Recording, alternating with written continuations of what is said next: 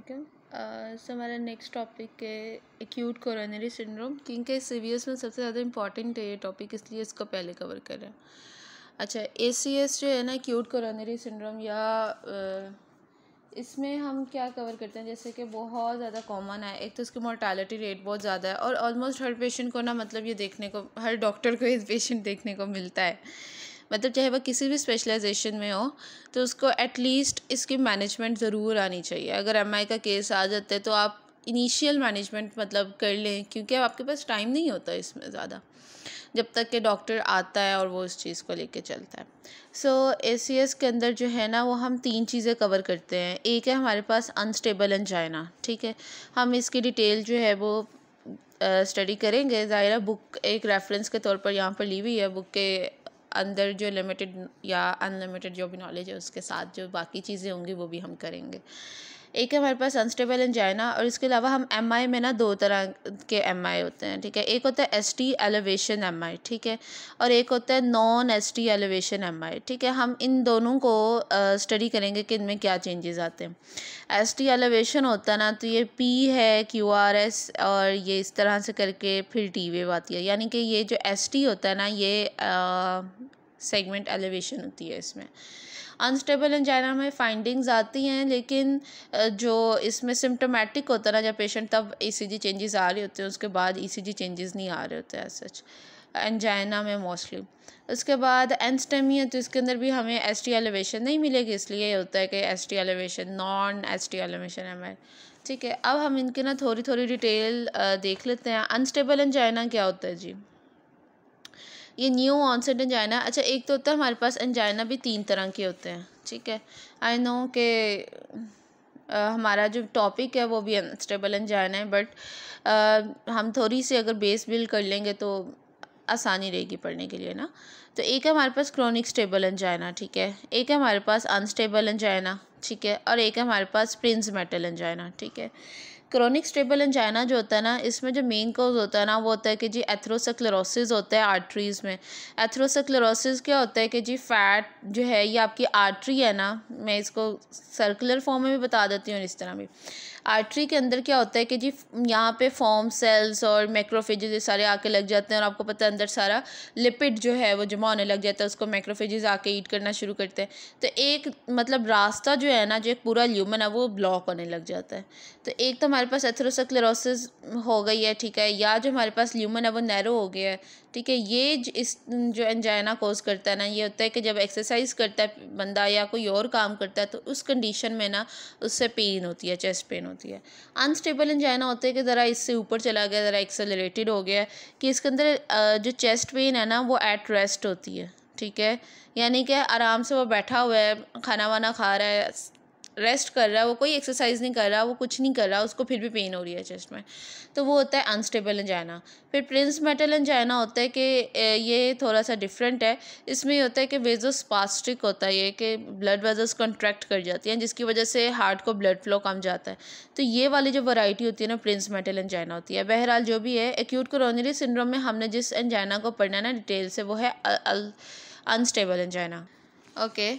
तो अब बुक क्या कहती है कि जी it is defined as new onset in China, rapidly worsening इसलिए कह रहे हैं कि जी ये एट रेस्ट हो रहे हैं, तो वो उसकी ज़रा अच्छी एडवांस किस्म की जो है वो टर्म्स बस लिख दी है। It is not associated with myocardial damage, यानी कि वही अगेन के इसके अंदर जो एंजाइना है ना, इसके अंदर नेक्रोसिस नहीं होता, ठीक है। इसके अंदर ये है कि सिम्टोमेटिक होता है कि जब ब्लड आपका कम जा रहा है हार्ट की तरफ, तो उस कंडीशन के अंदर आप चेस्ट पेन होती है, या एट रेस्ट अनस्टेबल एंजाइना में एट रेस्ट होती है। वेजोस्पास्टिक है तो प्रिंस मेटल एंजाइना है, पर इसमें हमारे पास कार्डियक जो बायोमार्कर्स है ना, उनके अंदर कोई चेंज नहीं आता। यानी हम जब एमआई में देखते हैं ना, अब देखें, अब मरीज़ आया आपके पास दिल के दर्द के साथ, अब आपको नहीं समझ आ रहा है कि भाई ये अनस्टेबल है या आप एमआई है, तो जाहिर आप ईसीजी करवाते हो, पहले ईसीजी चेंजेस देखते हो, वहाँ से आपको हेल्प होती है। उसके बाद आप कार्डियक एंजाइम्स ट्रोपोनिन आई, ट्रोपोनिन टी, आप वो भेज देते हो। उसके अंदर आपको एलिवेटेड कार्डियक एंजाइम्स मिलते हैं ना, तो वो एमआई का केस होगा। और अगर कार्डियक एंजाइम्स आपको एलिवेटेड नहीं मिलते, तो वो फिर आपके पास क्या होगा, एंजाइना होगा। एंजाइना में क्योंकि नेक्रोसिस नहीं होता, इसके अंदर सिर्फ आपका ब्लड फ्लो कम जा रहा है, लेकिन वहाँ का एरिया डेड नहीं हुआ। एमआई में तो ये होता है ना कि एरिया डेड हो गया, इन्फार्क्शन हो गया, मायोकार्डियल इन्फार्क्ट हो गया, ठीक है। तो तो ये एक डिफरेंट टर्म है। अब ये वाली चीज़ आपने यहाँ पे याद रखनी है जो मैंने यहाँ पर बता दी है आपको, ठीक है, आगे ये काम आएगी। अब हम देखते हैं कि जी अनस्टेबल एंजाइना में क्या होता है कि ईसीजी में ST depression, T wave inversion ये मिल सकती है जब पेशेंट सिम्टोमेटिक होगा। अब एसटी डिप्रेशन जो है वो हमारे पास जितने भी एंजाइना है ना, इन सब में एसटी डिप्रेशन होती है, ठीक है। जब वो पेशेंट सिम्टोमेटिक होगा यानी पेशेंट को दर्द हो रहा है, उस वक्त आप उसकी ईसीजी करोगे तो एसटी डिप्रेशन और टी वेव इनवर्जन आपको मिल सकती है। लेकिन प्रिंसमेटल एंजाइना जो है ना, ये वाहिद एंजाइना होता है जिसमें आपको एसटी एलिवेशन मिलती है, ठीक है, तो इसलिए इसको वेरिएंट एंजाइना भी कहते हैं। अब हम थोड़ा सा बैकग्राउंड नॉलेज से बाहर निकल के ना मेन टॉपिक पे आते हैं।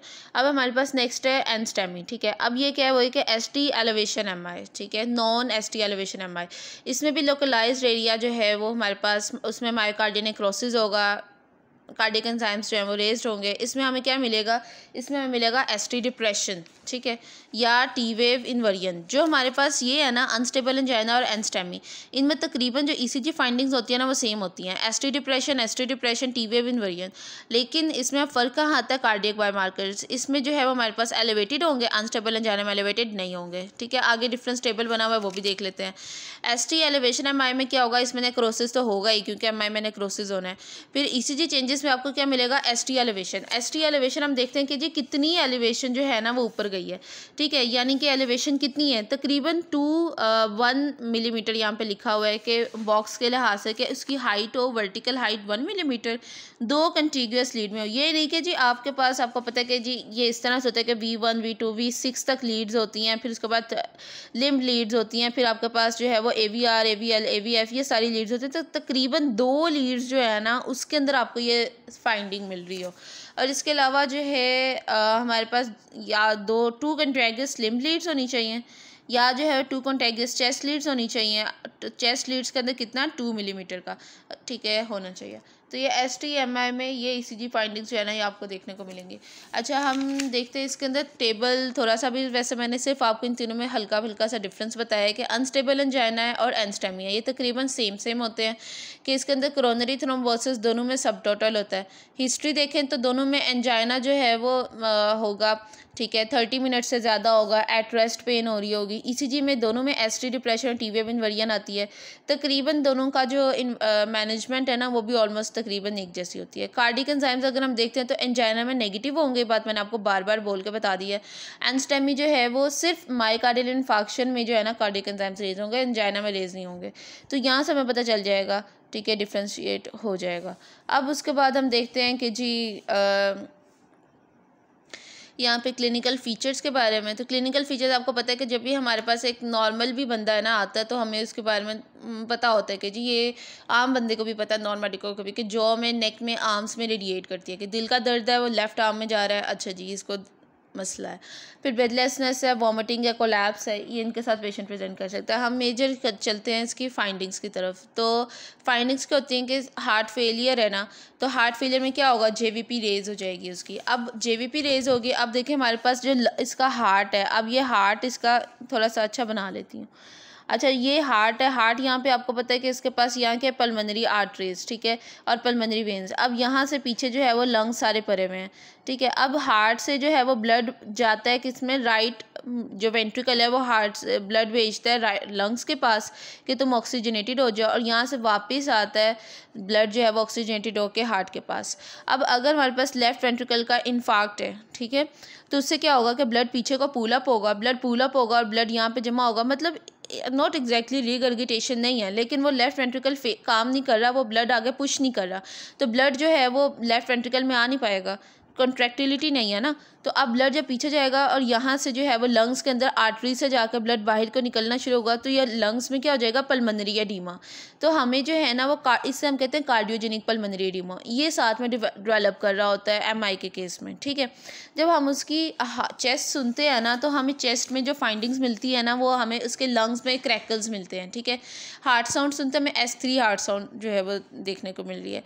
या इस्कीमिया की जो फाइंडिंग्स होती है कि S4 हार्ट साउंड भी देखने को मिलती है। मोस्ट कॉमन जो इसके अंदर मरमर आता है वो माइट्रल रिगर्गिटेशन का होता है। क्यों? क्योंकि जो लेफ्ट साइड पर जो माइट्रल वॉल्व है ना, ये हमारे पास सबसे ज़्यादा इसको ना प्रेशर फेस करने को पड़ रहा होता है, तो इसलिए सबसे ज़्यादा जो चांसेस होते हैं कि जो वॉल्व ख़राब होगा ना MI के केस में माइट्रल रिगर्गिटेशन वाला होता है। मतलब ये वाला वाल्वुलर डिफेक्ट इसमें आता है। अब जेवीपी क्यों रेज़ होती है? जब ब्लड पीछे को पूल अप होगा, ठीक है, वेंस के अंदर, तो जेवीपी रेज़ हो जाएगी, ठीक है। फिर ये किलिप क्लास ये इतनी इंपॉर्टेंट एसेस नहीं है, लेकिन ये आपको ये बताती है कि सिवियरिटी ऑफ हार्ट फेलियर कितना है। मतलब कि अगर सिर्फ हार्ट फेलियर नहीं है क्लास 1, अगर क्रैकल्स आ रहे हैं आपको अपर चेस्ट में, S3 आ रही है, तो उसकी 17% मोर्टेलिटी है और ये क्लास 2 है।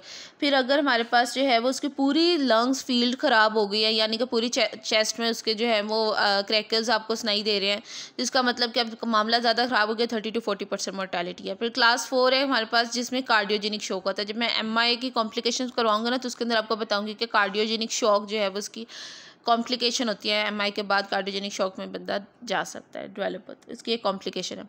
अब हम ECG फाइंडिंग्स अगर हम देखते हैं, अब हमने मरीज़ आया हमारे पास, हमने मरीज़ आते साथ उसने बताया कि जी मुझे चेस्ट पेन है, चाहे वो एंजाइना थी, जो भी थी, आपने फौरी उसकी ECG करवाई। ECG फर्स्ट टेस्ट है जो आपने करवाई। अब इसमें आपको क्या मिली? Peak T wave. Peak T wave जो है ना, ये आपको तब मिलती हैं कि जी टॉल 10 टी वेव जो है ये आपको मिलती हैं। यानी नॉर्मल अगर इतनी होती है ना टी वेव, तो वो उससे आपको हाई मिलेगी, जैसे PQRS और T। तो ये T जो है वो आपको टॉल टेंटेड मिलती है। तो अब ये तब मिलती है जब पेशेंट कम से कम 1 घंटे के अंदर अंदर आ जाए। अगर 1 आवर के अंदर अंदर मरीज़ आपके पास हॉस्पिटल में आ जाता है ना, तो आपको टॉल 10 टी वेव्स मिलेंगी। लेकिन ऐसा होता नहीं है, थोड़ा सा ट्रांसपोर्टेशन का इशू होता है, आने जाने में मसला होता है, मतलब कोई लेके आएगा तो टाइम लगता है। तो हमें जब तक हमारे पास पेशेंट आता है ना, तो हमें जो फाइंडिंग मिलती है वो होती है ST सेगमेंट डिविएशन, ठीक है। या तो वो एलिवेशन हो सकती है, डिप्रेशन हो सकती है, ठीक है, डिपेंडिंग ऑन के उसको कौन से वाला इन्फार्क्ट हुआ है। तो उसमें ये होता है कि जी आपका ये P है, ठीक है, QR और ये S और ये T, ये मोस्टली मिल रहा होता है कि ST एलिवेशन होती है, ठीक है, और टी वेव जो है वो क्या होती है? इन्वर्जन होती है, ठीक है, इन ऑल लीड्स एक्सेप्ट कौन सी लीड? AVR, ठीक है। क्यों? क्योंकि AVR जो लीड है ना, ये उल्टी होती है, ठीक है, इसमें सारी फाइंडिंग्स उल्टी आती हैं, इसमें QRS आपका PT सारा कुछ उल्टा होता है। तो ये इस लीड के अलावा बाकी सारी पॉजिटिव लीड्स हैं आपकी, उसके अंदर आपको ST elevation T wave inversion मिलेगी। हम आगे स्टडी करेंगे ना जब, तो मैं उसके अंदर डिटेल में बताऊंगी कि कौन कौन से लीड्स जो हैं वो कौन कौन से एरिया का इन्फार्क्ट बता रही होती हैं, ठीक है। तो अब हमारे पास जो है वो या तो ST एलिवेशन आ गई या ST डिप्रेशन आ गई, ठीक है। इसके अलावा हमें टी वेव इन्वर्जन मिलेंगी। अब एक और फाइंडिंग होती है हमारे पास ECG में, वो है क्यू वेव। क्यू वेव का क्या होता है? क्यू वेव का होता है कि अगर इसको पुराना कोई इन्फार्क्शन हुआ था ना, तो फिर इसको क्यू वेव जो है ना वो इसकी डीप होगी, ठीक है, यानी कि जो इसकी क्यू वेव है ना, इसकी काफ़ी डीप हो गई। ये शो कर रही होगी कि इसको पिछले 1 साल पहले, 2 साल पहले भी इसको MI हुआ हुआ है, ठीक है। तो ये इसकी थोड़ी सी ECG फाइंडिंग्स थी। अब हम देखते हैं कि एरिया ऑफ इन्फार्क्शन के लिहाज से देखते हैं कि कौन सा एरिया इन्वॉल्व हो, तो कौन सी वाली आर्टरी होती है।